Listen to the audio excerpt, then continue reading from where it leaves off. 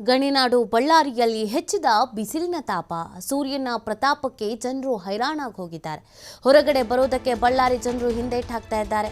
ಬಿಸಿಲಿನಿಂದಾಗಿ swimming pool ಮೊರೆ ಹೋಗ್ತಾ ಇದ್ದಾರೆ. ವಿಪರೀತವಾದಂಥ ಬಿಸಿಲಿನಿಂದ ಜನ ಕಂಗಾಲಾಗಿದ್ದಾರೆ. ಅದರಲ್ಲೂ ಗಣಿನಾಡು ಬಳ್ಳಾರಿಯಲ್ಲಂತೂ ಬಿಸಿಲಿನ ತಾಪ ದಿನದಿಂದ ದಿನಕ್ಕೆ ಹೆಚ್ಚಾಗ್ತಾನೇ ಇದೆ. ಸೂರ್ಯನ ಪ್ರತಾಪಕ್ಕೆ ಜನರು ಹೈರಾಣಾಗಿ ಹೋಗಿದ್ದಾರೆ.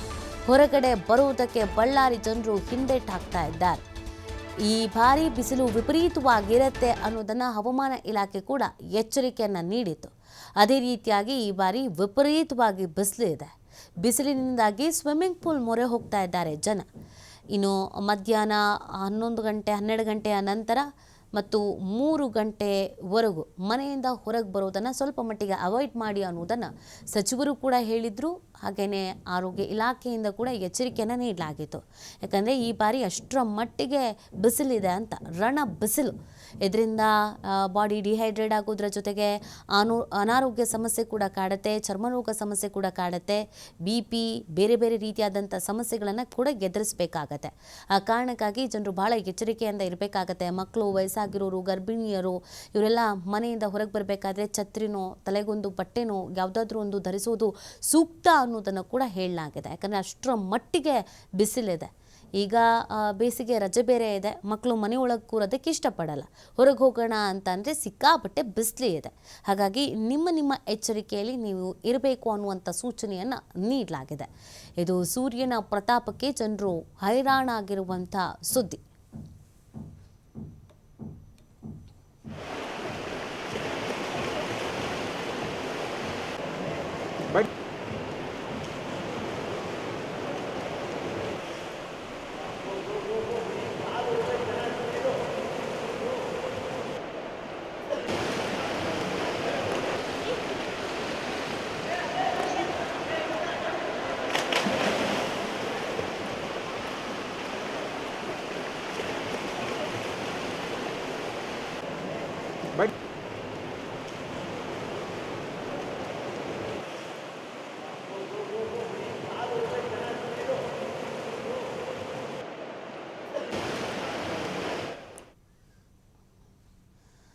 ನೋಡಿ, ಈ ಬಾರಿ ಎಲ್ಲ ಕಡೆಯಲ್ಲೂ ಕೂಡ ಇದೇ ಥರದೊಂದು ಬಿಸಿಲಿನ ವಾತಾವರಣ ಆಗಿದೆ. ಅದರಲ್ಲೂ ಗಣಿನಾಡು ಹಾಗೆಯೇ ಈ ಉತ್ತರ ಕರ್ನಾಟಕ ಭಾಗದಲ್ಲಂತೂ ತೀರ ರೀತಿಯಾದಂಥ ಬಿಸಿಲನ್ನು ಎದುರಿಸ್ತಾ ಇದ್ದಾರೆ. ಎಲ್ಲ ಕೂಲ್ ಡ್ರಿಂಕ್ಸ್ ಮೊರೆ ಹೋಗ್ತಿದ್ದಾರೆ, ಎಳ್ನೀರು, ತಂಪು ಪಾನೀಯದ ಮೊರೆ ಹೋಗ್ತಾ ಇದ್ದಾರೆ.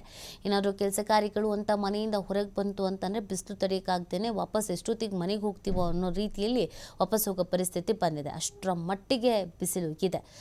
ಈ ಬಾರಿ ಬಿಸಿಲು ಪ್ರಾರಂಭ ಆಗೋದಕ್ಕಿಂತ ಮುಂಚೆ, ಬೇಸಿಗೆ ಪ್ರಾರಂಭ ಆಗೋದಕ್ಕಿಂತ ಮುಂಚಿತವಾಗಿ ಹೇಳಲಾಗಿತ್ತು ಈ ಬಾರಿ ಖಂಡಿತವಾಗಿಯೂ ವಿಪರೀತವಾದಂಥ ಬಿಸಿಲಿರುತ್ತೆ ಅಂತ. ಇನ್ಮೇಲೆ ಅನಾರೋಗ್ಯ ಸಮಸ್ಯೆಗಳು ಕೂಡ ಕಾಡುತ್ತೆ. ಹಾಗಾಗಿ ಕಾಳಜಿ ವಹಿಸಬೇಕಾಗತ್ತೆ, ಎಚ್ಚರಿಕೆಯನ್ನು ವಹಿಸಬೇಕಾಗತ್ತೆ. ಅದರಲ್ಲೂ ವಯಸ್ಸಾಗಿರೋರು ಮಕ್ಕಳನ್ನು ಮನೆಯಿಂದ ಹೊರಗೆ ಕಳಿಸ್ತಾ ಇದ್ದೀರಾ ಅಂತ ಅಂದರೆ ಅದಕ್ಕೆ ಮುನ್ನೆಚ್ಚರಿಕಾ ಕ್ರಮಗಳು ಅಂತ ಏನೇನು ತಗೋಬೇಕೋ ಆ ಎಲ್ಲ ಮುನ್ನೆಚ್ಚರಿಕಾ ಕ್ರಮಗಳನ್ನು ತೆಗೆದುಕೊಂಡೇ ಮನೆಯಿಂದ ಹೊರಗಡೆ ಕಳಿಸೋದು ಸೂಕ್ತ.